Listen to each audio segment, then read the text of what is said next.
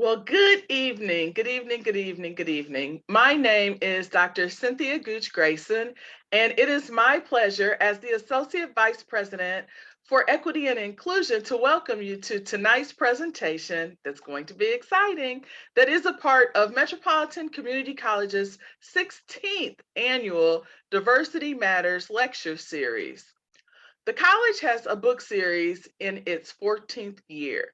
And while this program is not a part of our book series, I am excited that you will be able to learn and glean about another powerful piece of literature and hopefully be inspired to seek a copy to read and learn more after hearing from our lecturer this evening.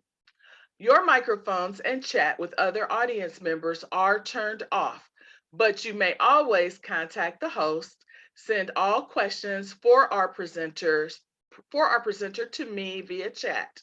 Please watch for a link for an online evaluation of today's program, which will be posted in the chat later.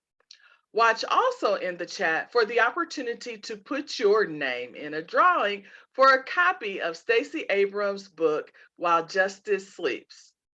Please welcome Jasmine Ferguson, a student at the law school at the University of Notre Dame, who will introduce her mother, tonight's speaker. Jasmine? Good evening, everyone. Thank you all so much for having me. I'm really excited to introduce you to my mother. So Chalana Scales-Ferguson Esquire is an attorney, educator, entrepreneur, and writer whose research and service centers the intersectionality of race and gender, specifically within workplace, educational, and family systems. Her work centers the experiences of Black women in U.S. society. Chalana recently served as the Director of Academic Success at the University of Missouri School of Law, where she developed a student support program to assist students in navigating the rigor of the law school experience. Prior to shifting to academia, Chalana was a practicing attorney in St. Louis, Missouri, where she represented individuals, corporations, and school districts in education, employment, and business law matters. Chalana earned her Juris Doctorate degree with a concentration in employment law from St. Louis University School of Law and received her undergraduate degree from the University of Missouri-Columbia in interdisciplinary studies with an emphasis in Black studies, women and gender studies, and psychology. Prior to her legal career, Chalana held professional roles in corporate and nonprofit environments while devoting most of her time to raising her two daughters, myself, Jasmine, and Raven. Having lifelong aspirations to become an attorney, stemming from witnessing how the family court system bore lasting effects on her own life, she returned to law school at a time when she felt she could achieve appropriate alignment between her personal and professional life. Her daughters served as motivation for her completing law school, and she knew she was setting an example for them of how to be committed to family while pursuing her own personal and professional goals. During her tenure at the University of Missouri School of Law, she was the recipient of several recognitions, including the Lloyd L. Gaines Award from the Black Law Students Association, the Board of Advocates Faculty Excellence Award, and the Carrie Mae Carroll Award from the Women's Law Association, as well as the MU Inclusive Excellence Award. She served as co-advisor for both the Black Law Students Association and the Black Pre-Law Students Association. In spring 2021, Chalana was tapped into the LSV Honor Society by its undergraduate membership. She continues to invest in the future of the legal profession by mentoring law students and young attorneys through her membership with the Missouri Bar, the National Bar Association, and Mound City Bar Association, where she serves on several committees. She is a proud member of Delta Sigma Theta Sorority Incorporated and is a current member of the St. Louis Metropolitan Alumni Chapter. Chalana, along with her husband Lathan, founded Marriage Masterminds, a mentoring ministry and network in which they promote healthy marriages and family life with the mission of reminding the world that Black love matters. Chalana is thrilled to use her professional and personal achievements to pour into others, especially young women and girls, through education, service, and mentoring. Let us please welcome Chalana Scales-Ferguson. Well, wasn't that an awesome surprise, Dr. Gooch Grayson? I should have known when she came on the screen that something was going on. So thank you for that. Thank you, Jasmine, for the introduction. Thank you, Barbara and Dr. Gooch Grayson for the invitation, and for the Metropolitan Community College community for having me this evening. So we're going to delve into this work, Stacey Abrams, While Justice Sleeps. Really excited to share this with you. It's a long read, and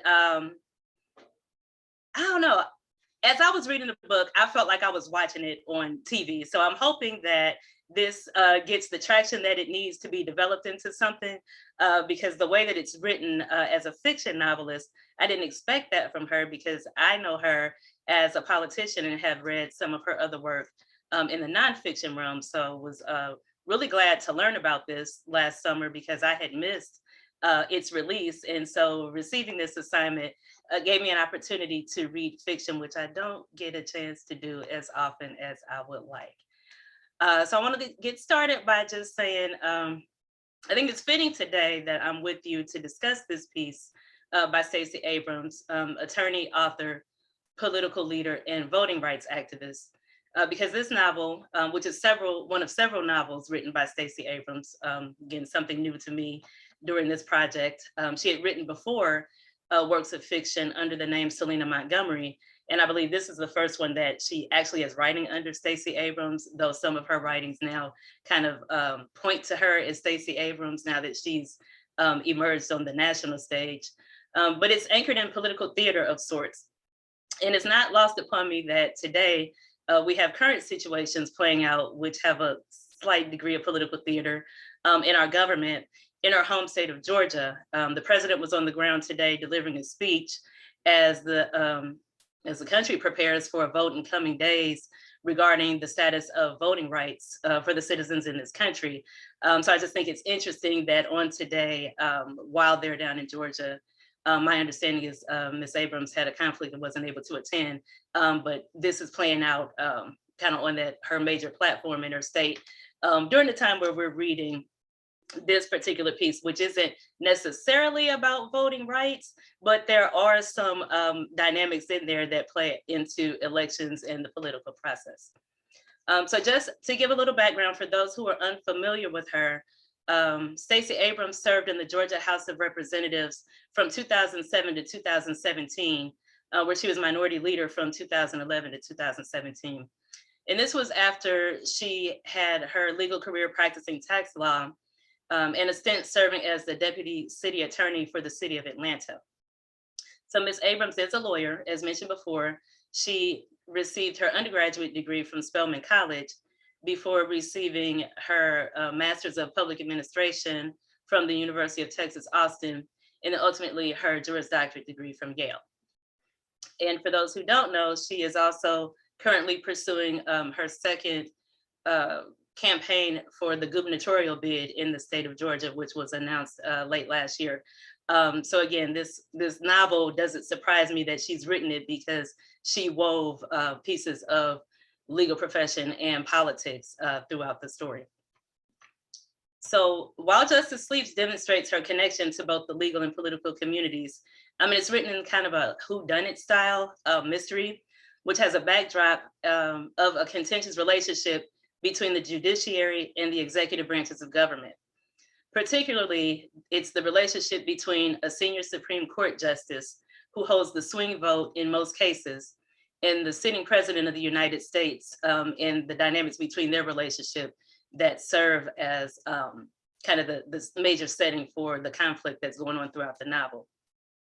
So we're introduced to this embattled relationship as the novel opens, where the justice seizes an opportunity to share his thoughts on the president's governance in a public forum, which is of course captured by news media and distributed throughout so that people can see how the two interact with each other on a main stage. So this thrusts us into the primary plot of the story. And I'm intentionally refraining from spoiling for those of you who love problem solving and mysteries. Those who may not have had an opportunity to read the book yet, I want to reserve the major plot line for you and encourage you to read it.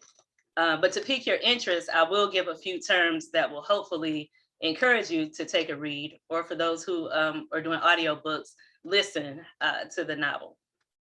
So a few of those are conspiracy theories, loyalty, genocide, biogenetics, euthanasia, crimes against humanity, family dynamics, Lasker Bauer, treaties, and murder. So we're introduced to the heroine, Avery Keene, who is a law clerk to the Supreme Court Justice, through a conversation between him and his nurse prior to a medical episode that leads him into a coma.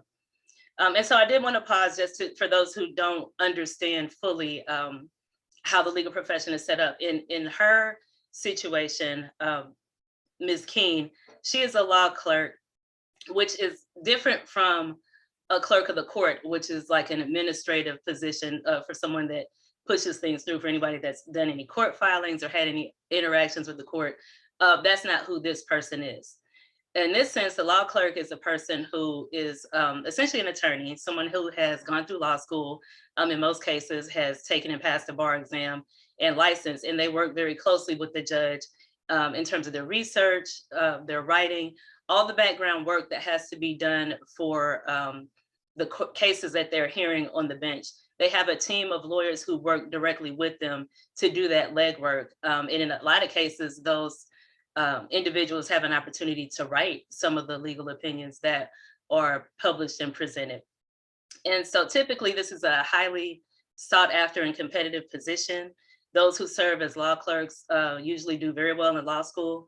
At the federal level, there's almost an assumption that you have to go to a top law school, graduate very high in your class, and do really, really well. So just wanted to insert that because it does kind of come into play throughout the book, kind of her status in terms of being in this role.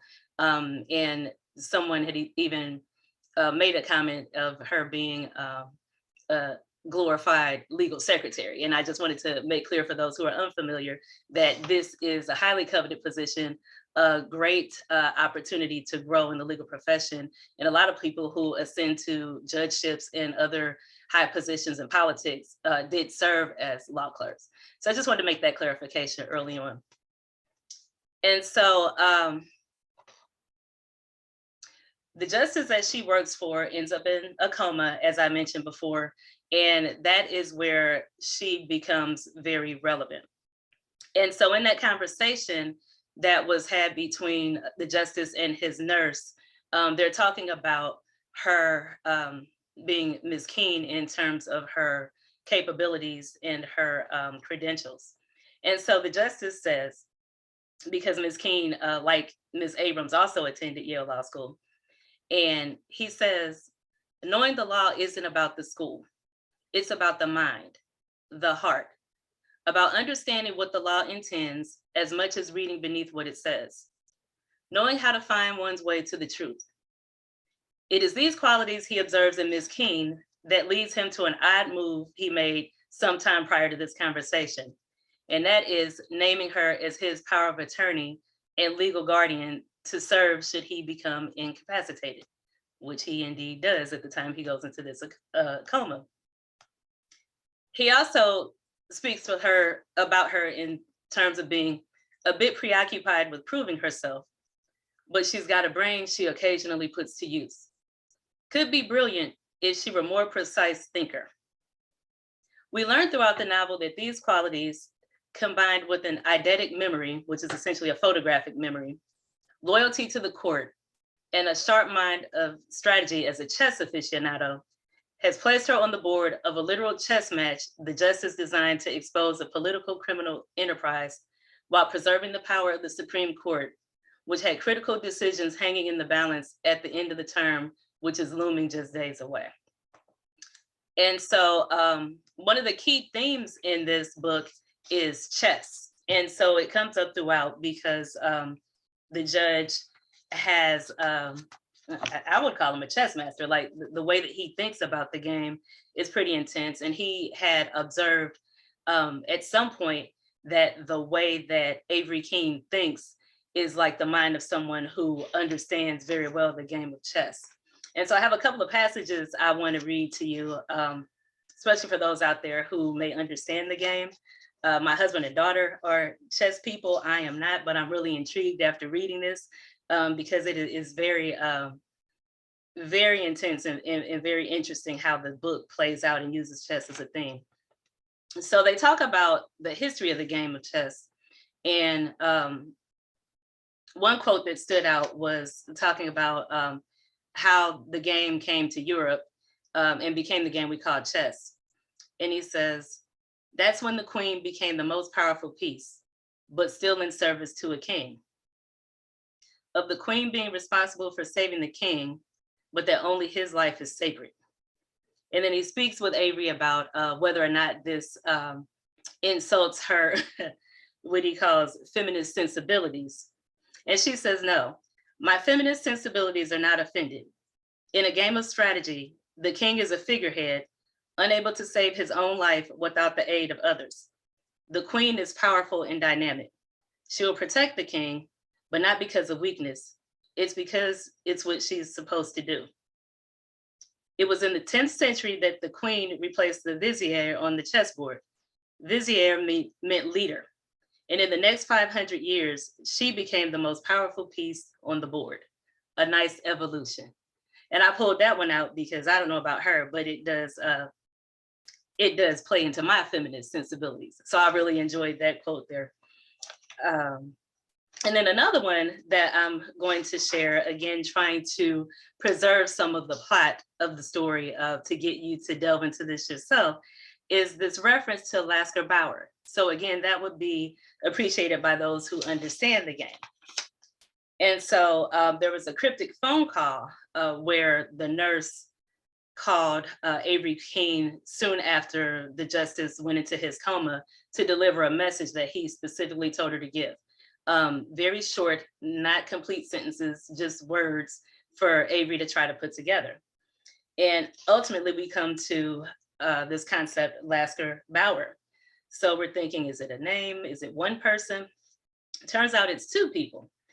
And what it means is chess strategy. So the quote is, he's referring to a chess strategy known as the Lasker Bauer sacrifice. In 1889, Emanuel Lasker defeated Johann Bauer at a tournament in Amsterdam. Lasker used his bishops on the board to lure Bauer into taking them. But in the process, Bauer left his queen vulnerable, and Lasker asked that failure to win the match. Lasker used that failure to win the match. So again, a very intriguing way on how we use the game of chess. And so this particular maneuver, as well as how the justice is thinking throughout the book and as things are playing out, comes back later on. And it's really, I think, a good way to pull in those of you who understand chess. I'm not one of them, again, but I may challenge myself to learn a bit more because it's really intriguing as we see this come out throughout. So back to the question about Avery King and how she becomes the main character in this book. It's through her appointment as the power of attorney and guardian for the justice. And so there are several things that brought rise to this, but one of them seems to be, as I read it, it seems like a chance encounter, but as I got through the book, I'm not so sure that this encounter was by mistake. But the justice happened upon Avery King and her mother in a public facility, and they were in the midst of a dangerous interaction, and he essentially saves them. And during this, he learns a lot of information about her and her family that she had been very intentional about keeping out of her professional and her work life. And so him happening upon this information and rescuing them from this moment seems to create a sense of loyalty. And it looks as if he understands that she should be beholden to him, not only because of her role as his law clerk, but also because he intervened during this situation and kept it confidential. So there's almost like this thing dangling over her head that is kind of giving her the sense that she should be willing to abide by his wishes. And so again, she's assigned to take over his care, despite the fact that while estranged, he does have a wife, and he also has a son who is a next of kin. And so a lot of the book takes place early on, just people trying to understand why it is that he assigned this major responsibility to his law clerk. There are a lot of things that Abrams used throughout the course of the book to kind of give you insight into her characters. And I think they were for reasons that were subtle and maybe not even having much to do with the plot line or the political challenges, but just in terms of getting to know the people. And I have a couple of examples of that. One is there's a character who is very key to what's happening in the book, and that is the Chief Justice of the Supreme Court, the one who is at the head and overseeing the Supreme Court operations. Now, her name is Teresa Roseborough. So in one quote, they're talking about her just to kind of set the stage for who she is. And Abrams relies on her physical appearance to send a message about this woman. And she says, Chief Justice Teresa Roseborough, the most powerful judge in the world. And I've done some cutting and pasting, but out of her robes, the chief looked almost diminutive. Barely 5'4", she often wore 3-inch heels that added height, not stature. A sharp face that boasted a pointed chin and almost beaked nose. The chief was a study in angles and planes. Observers of the court called her striking. Political foes preferred haughty. And so as I read that, first thing that jumped out at me was Ruth Bader Ginsburg, right? So you have a position, and while she was not a chief judge at the time of her passing, when I read about this particular justice, her being of small stature, what was described about this lady's face, it made me think about Justice Ginsburg and whether or not Stacey Abrams did that intentionally, either to pay homage or to just give us a visual of something familiar that we've seen on this court. So I thought that was a very unique way that she decided to use language. And she's very descriptive throughout the novel, which I appreciated because it helped me kind of envision some of the characters. And then she did this similarly in terms of describing Avery Keene herself. So looking at the book jacket, doing some quick research on the book, we learned that Avery Keene is African American. And so me as a Black woman, I didn't really think much about specific features or appearances. But there is a reference to her eyes that kind of persists throughout the book. And the first reference is on page 16 when she just mentions the fact that Avery has green eyes. And, for me, I'm like, oh, that's interesting. I mean, I know that there are differences among African-Americans, and I've seen some with green eyes, but it kind of gave me initial thought about, okay, well, how does that look? What does the rest of her look like? And then it kind of came and went. And then it comes back on page 103, and she gives a more detailed description of Avery's appearance. And she says, well, she's starting to set up the dynamic between Avery and her mother. And she says, it was her light brown skin and the naturally corkscrew hair that blended her parents' tones and textures. Her complicated features, high cheekbones that arrowed toward a wide, strong nose, full lips with a Cupid's bow set in a narrow face. And so I'm reading this and then I'm still thinking about the green eyes. And she says, Rita, who was her mother, passed along her narrow waist and green eyes, but the dense fringe of lashes were definitely her dad's. So now we're starting to think about, what do her parents look like separately in this combination of her? of them within Avery. And then she comes back on page 117 and gives us what it is that I thought she was trying to tell us. So again, she's talking about her dad, and she says, she remembered a broad-shouldered, handsome man with rich brown skin and a booming laugh. He was the one who quietly soothed away the taunts about her having a white mom and Black dad, who explained Rita's mercurial nature in sudden streaks of mean over fast games of chess, who celebrated her strange memory when others called her a freak. Even her faintest memories of her father glinted more brightly than the best days she could recall with Rita. And so in that passage, we get a lot. We learn definitively that Avery is biracial. We also learned that she lost her father, and her father was the parent who was the nurturer and the person that made her feel safe. And the parent that's left behind, her mother, they have a tense relationship that we've started to see play out a little bit, but that gives us a little bit of understanding to what's going on there. And so again, I just thought that was a really good way for Stacey to kind of give us, bits and pieces at a time to make us guess and then go ahead and tell us. So we have Avery, who is this accomplished attorney with this highly coveted job, but she's coming into that with some personal circumstances and family dynamics that are playing out in other places throughout the book.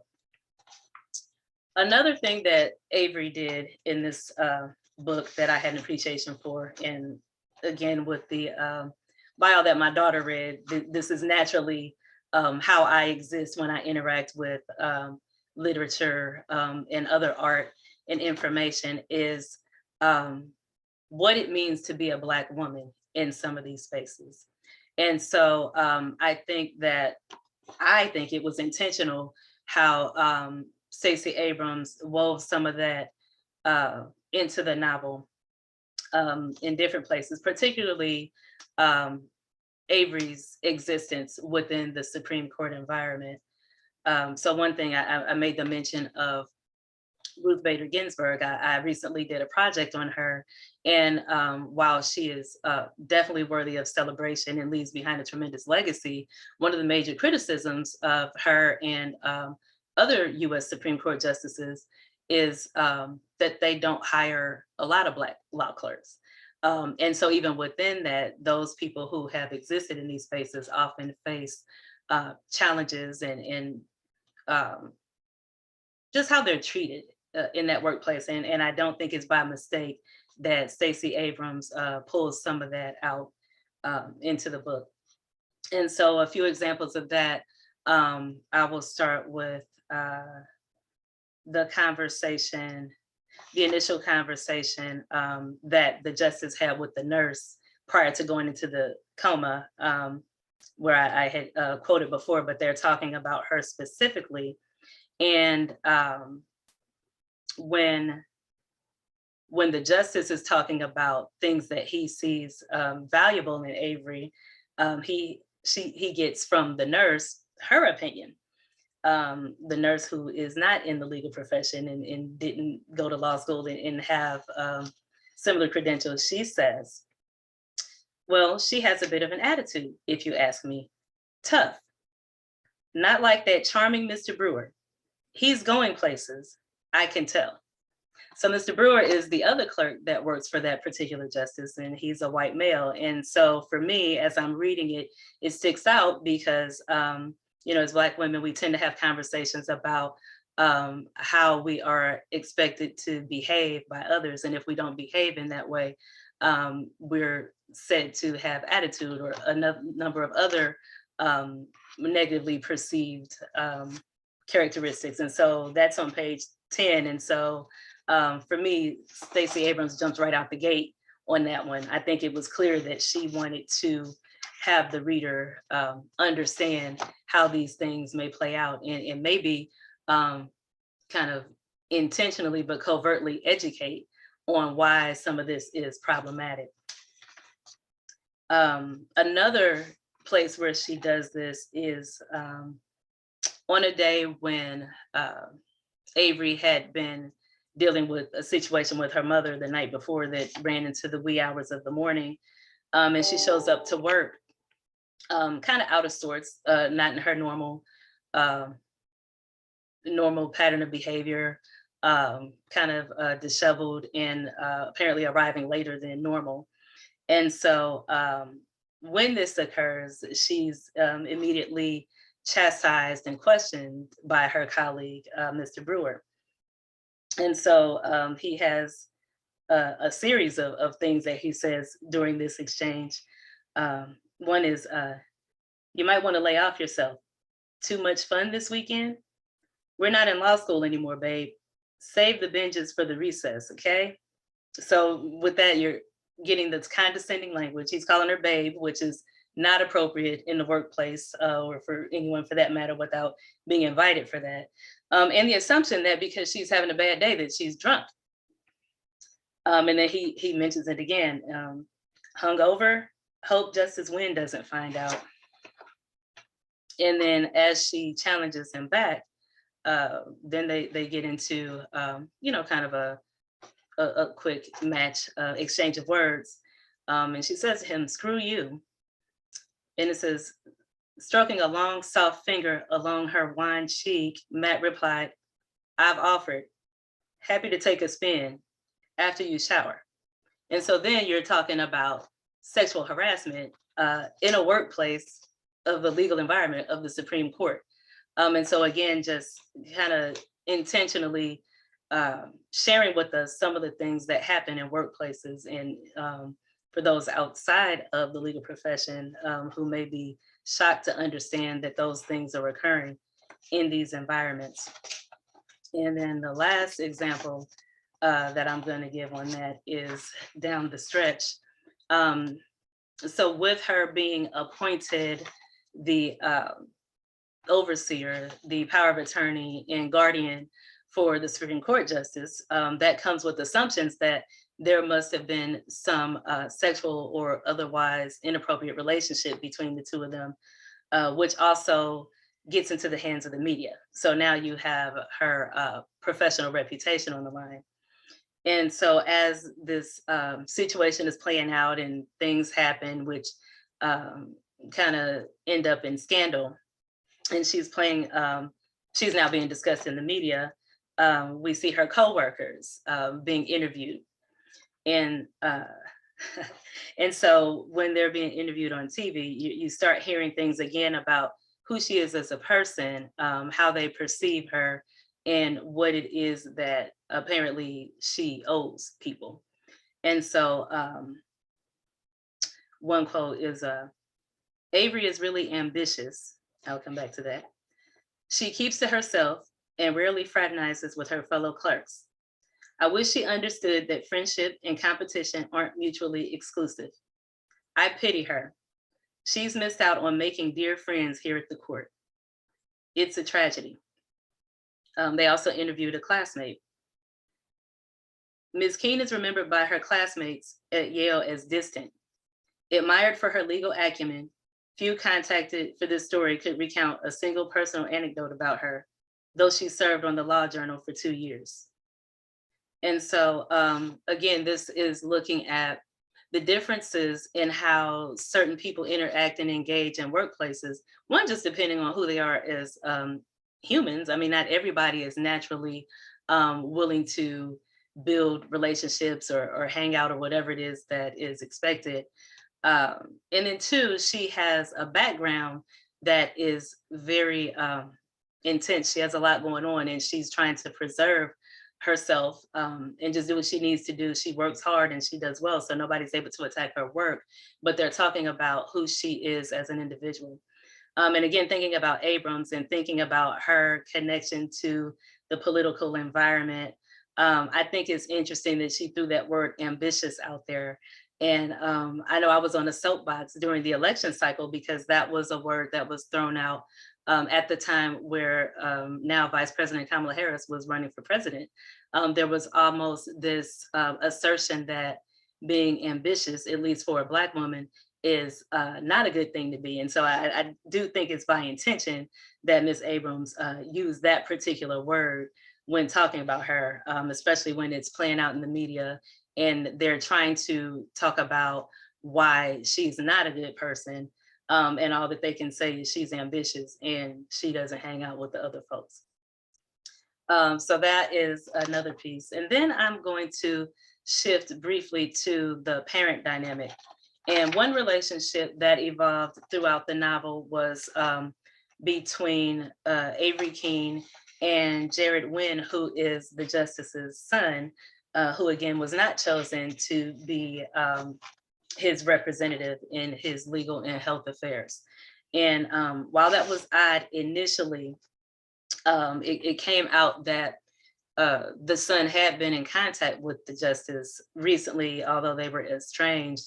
But there were specific reasons why they were both engaged, but why Avery Keene was placed with the responsibility to take care of his affairs. And so we see this relationship or bond develop between the two of them. And it seems that they had a point of connection in that each of them had lost a parent and both of them had complicated relationships with the surviving parent.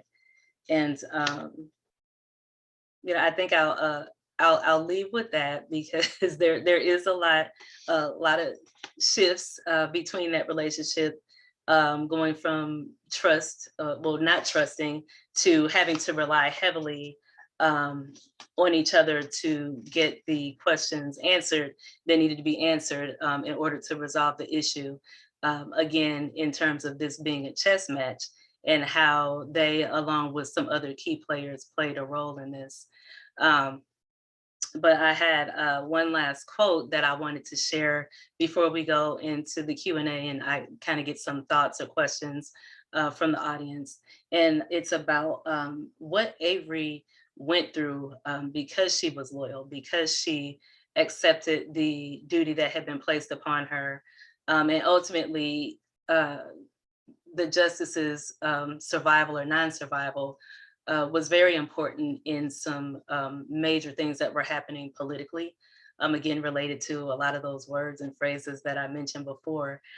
So it'll be really cool if you haven't already to have an opportunity to hear that story. But what we saw with with her being appointed, to the assumptions that were made about her relationship with the justice, the things that had been in her family and her own personal background that were being used to discredit her. One of the key things that I learned and that comes out throughout the book is how important one's professional reputation is. And Avery herself says, when asked about, kind of how these things were working out for her during the course of the book, about reputation, she says, reputation is all you had when you'd been born without relationships. And so, again, I really enjoyed reading this novel. I look forward to the questions and an opportunity to speak more specifically on some things that may have come to mind for you all. And again, hopefully you'll get an opportunity and pick up the book if you hadn't. I'm like, where's my camera? There it is. It was really good, and I didn't expect this.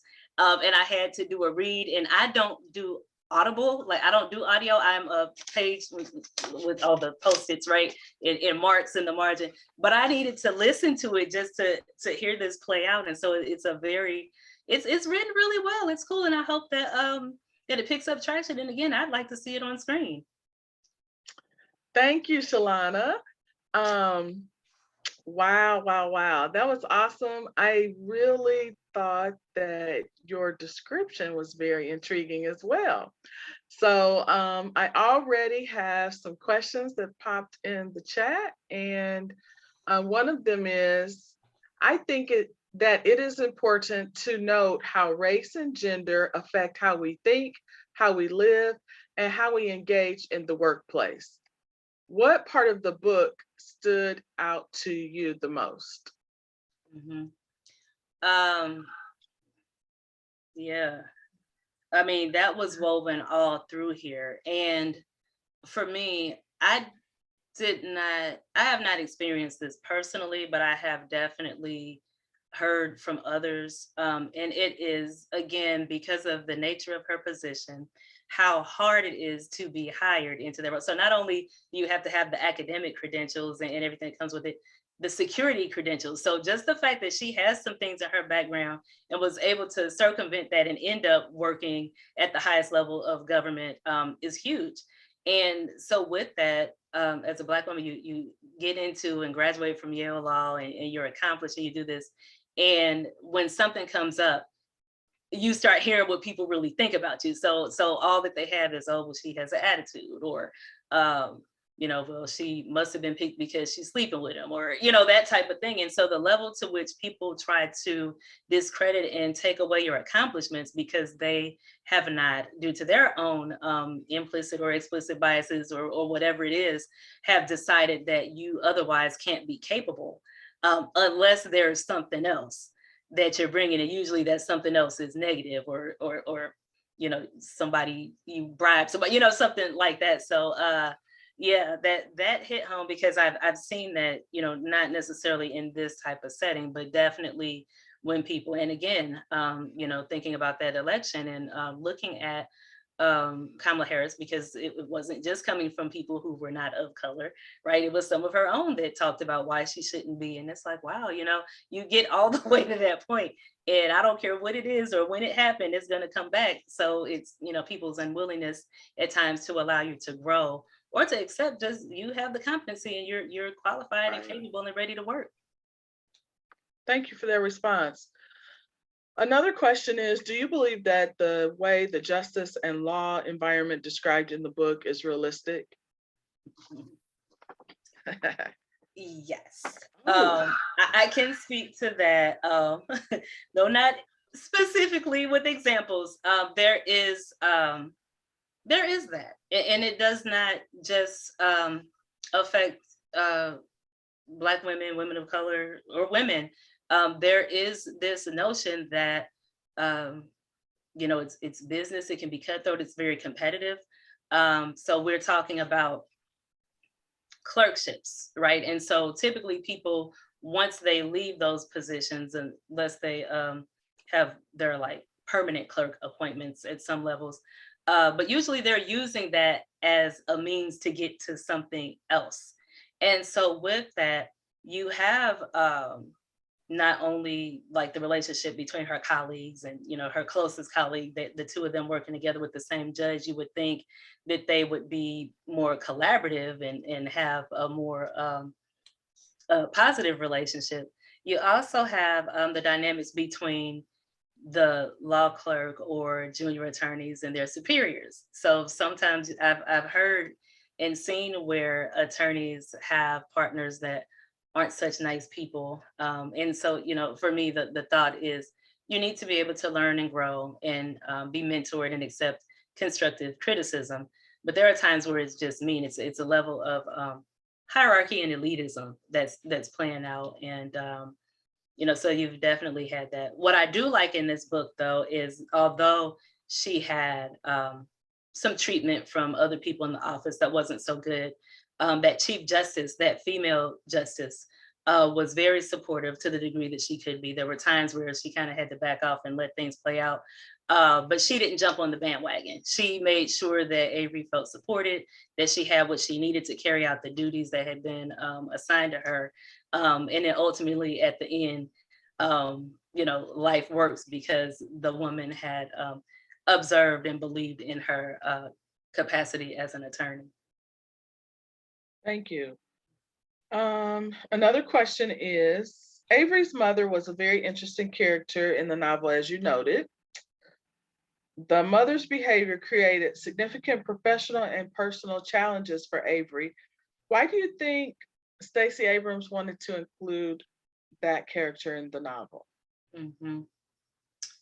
Yeah, that's a great question. And I can't remember how much I've learned about Stacey Abrams in the past. I don't know if there's something in that reflects her personal story. Mm-hmm. I definitely relate to that. But also there is that piece of, I don't know, maybe part of it is to encourage people who have some things going on in their personal lives to continue to strive and work hard and ultimately get to the things that it is that they're trying to attain. I also think that is almost a deterrent factor to kind of clean up your mess, because I feel like maybe she should have shared that at some point. And I know we're trying to live in self-preservation and we don't want to do any damage, but you don't know who's going to show up at your job or what kind of stuff might come out. It's better for me to know on the front end that this exists than to have to be dealing with it and figuring out, if there's something going on. Because I think a lot of it were assumptions of how much of the mother's behavior had to do with Avery's behavior herself. Is there a connection there? And so you definitely want to be proactive in terms of sharing with people to the degree that you have to find someone trusted when you have these kind of things going on. So yeah, and it was also, I think that the relationship between the mother and the behaviors, it was of key importance to how the story played out. I would say that. And so Okay. I think she put that in there for the dramatic effect because it was needed in order to tell the story. But yeah, I do think there was something that she wanted us to gain also just about, our people and where we come from. And, we have this conversation about being able to bring your whole self to work. Well, what is that? Right. And how much really do we can you bring? Yeah. Yep. Right. So, with that, so I got a lot of things going on in my head right now off of that. But if you could speak, this is my question I would ask Stacey Abrams. If I were asking her question, how did you find time to write? Because she's written, she has authored several books, but that's my question. So Chalana, what would your question be? That's funny because I'm trying to figure out that question for myself, but that's a topic for another day. Maybe when we have that coffee. So looking at that, looking at this story, I had to go back and look at her background, one, to provide that information, and two, to try to make a connection. And I'm like, she was a tax lawyer and then a city attorney. So I was looking for, where was she a law clerk? Or, how did this story, how closely connected to it was she?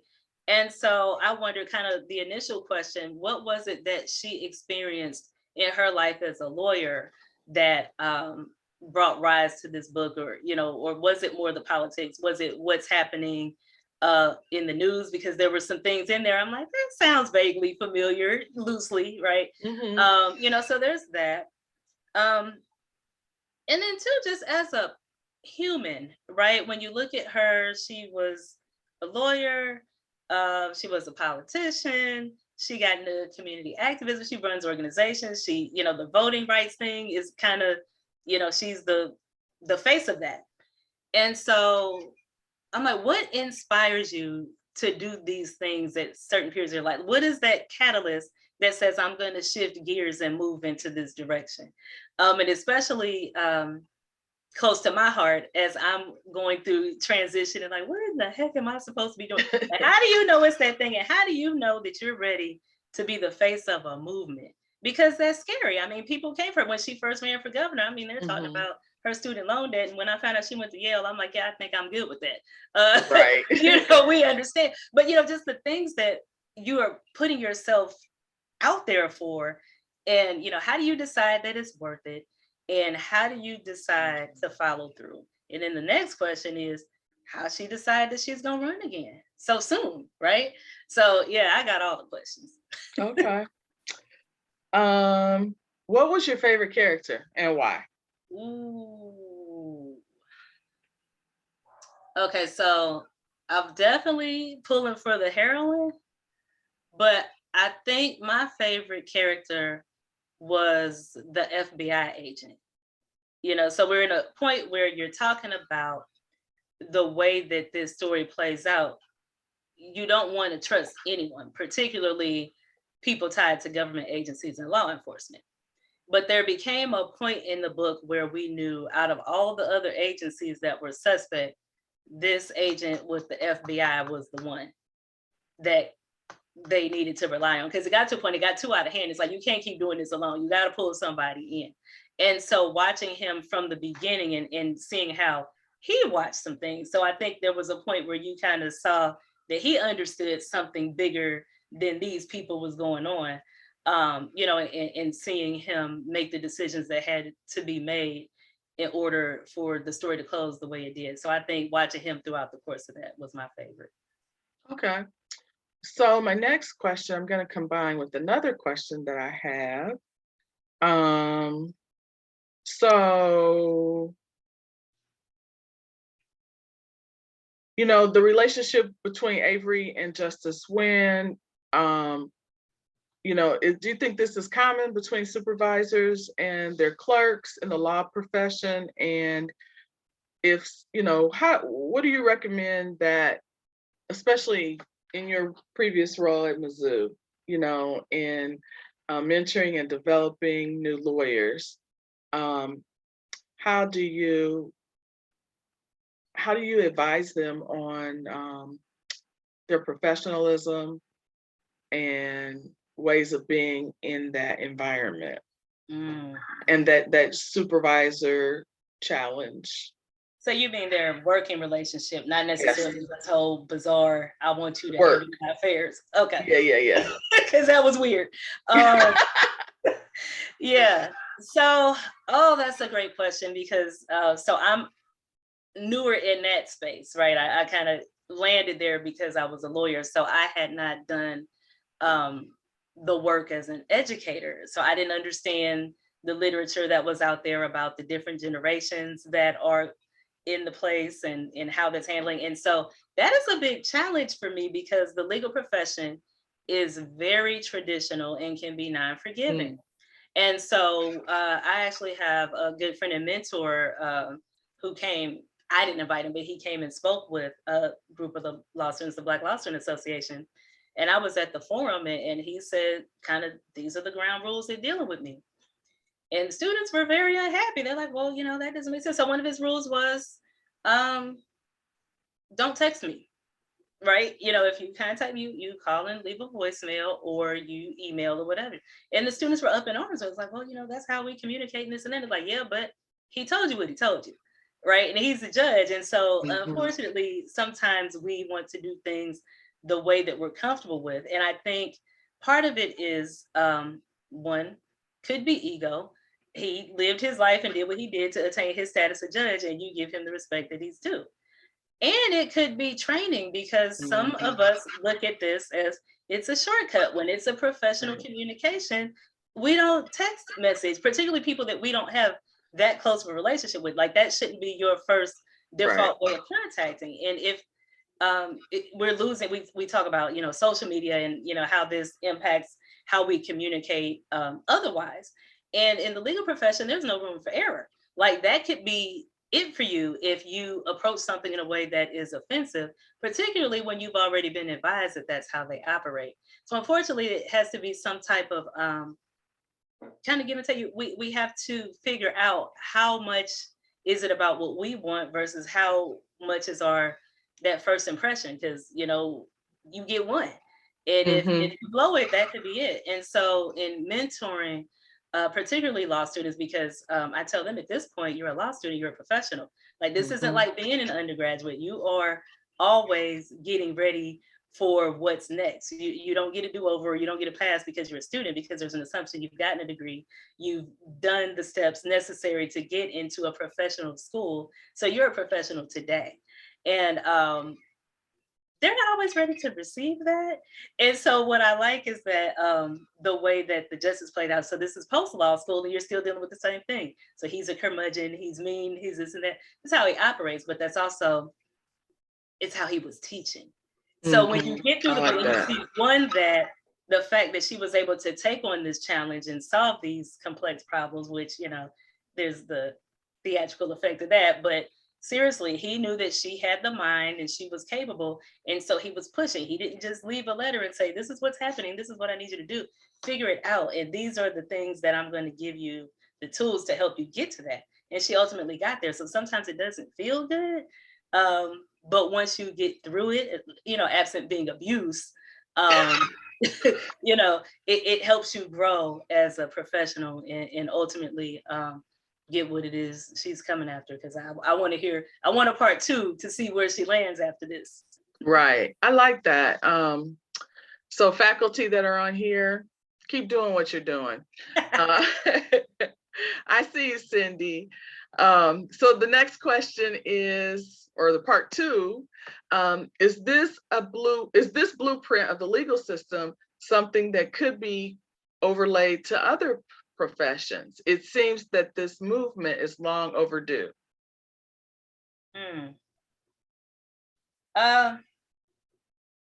Potentially. Tell me more about what you're thinking on that.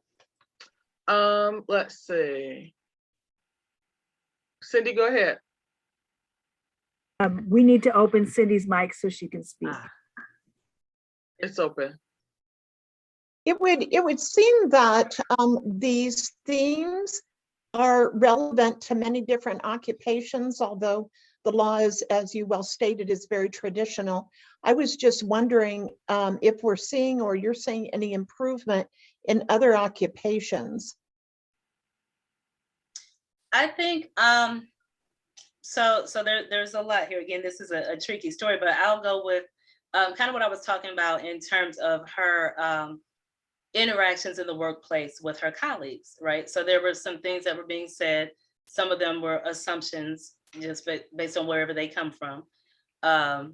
Could be jealousy, right? It could be that simple.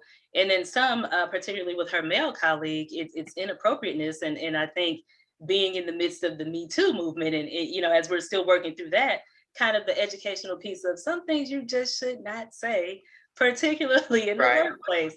And so I think with all that happening in the background, again, I think everything she put in here was intentional to call our attention to things that are happening at a broader scale.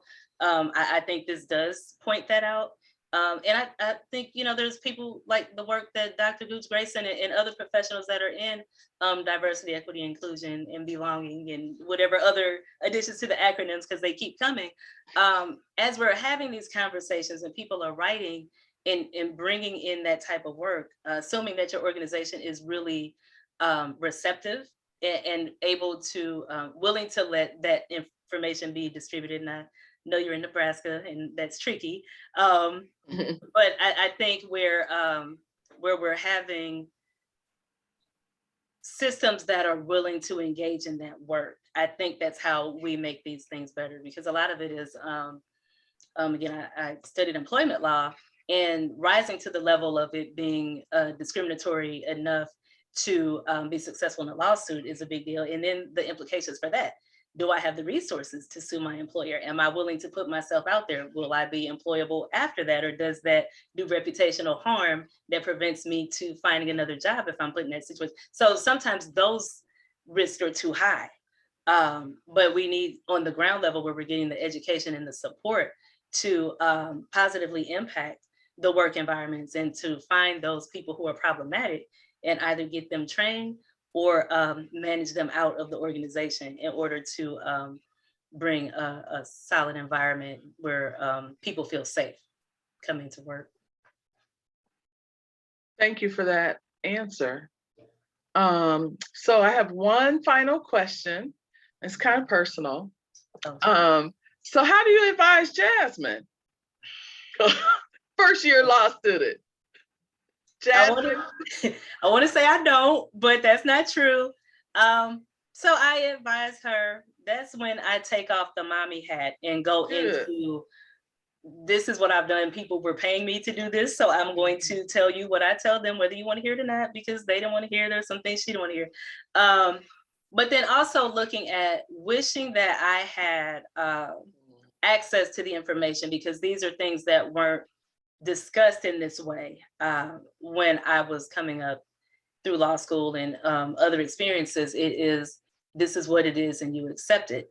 Now the conversation's different, and you have law firms who have people who are dealing specifically with diversity, not just in hiring, but in their workplace environments. And then you have law schools, and in terms of race, you have like a crusade going on in the legal academic field, where you have deans that are being very loud and unapologetic about trying to make their law schools anti-racist institutions. And so there's a whole body of information. They created an anti-racist clearinghouse, and they're getting awards, this group of deans that were, and this all came out of the George Floyd murder and the aftermath. It's like, okay, we've talked about for decades that we need to diversify the legal profession, and it still hasn't happened, regardless of pipeline programs and scholarships and all these things. There's something wrong with that process. And so there are resources there, and people are talking about it. And so it's just the younger generation of students. And what I love about the young people is that they seem to be activists in spirit, and they're very self-aware, and they're willing to talk. And it's like, yeah, but like there's still expectations and standards and things that have to happen in the workplace, and it's sometimes it doesn't fit, but I'll be interested to see how we work with these generations and see how we can meet in the middle and maintain the sanctity of our professions while meeting them where they are in terms of their needs and their extreme desire to drive forward change. Thank you. Okay, I have one more question. I'm sorry. So would you encourage others to read While Justice Sleeps? And if so, what's your one word to describe it? Oh my God. Closing thought, or closing argument of why they should read While Justice Sleeps. Okay, so I'm going to start with, as an aspiring writer who is in progress and wanting to have people read my piece, I'm definitely going to amplify and promote the work of another, especially someone who was creative enough to take this very traditional profession and delve into fiction writing. Like me, I don't know that I'll do fiction, but I really love to see that happen for her, especially with the close connections again with the law and the politics, and creating this story that was, what was my word? It was just kind of like a clip. I was on the edge of my seat. You know, like every time I'm like, okay, now what is she going to do with that? Or, you know, this was interesting, that's going to come back later. So I just thought it was intriguing.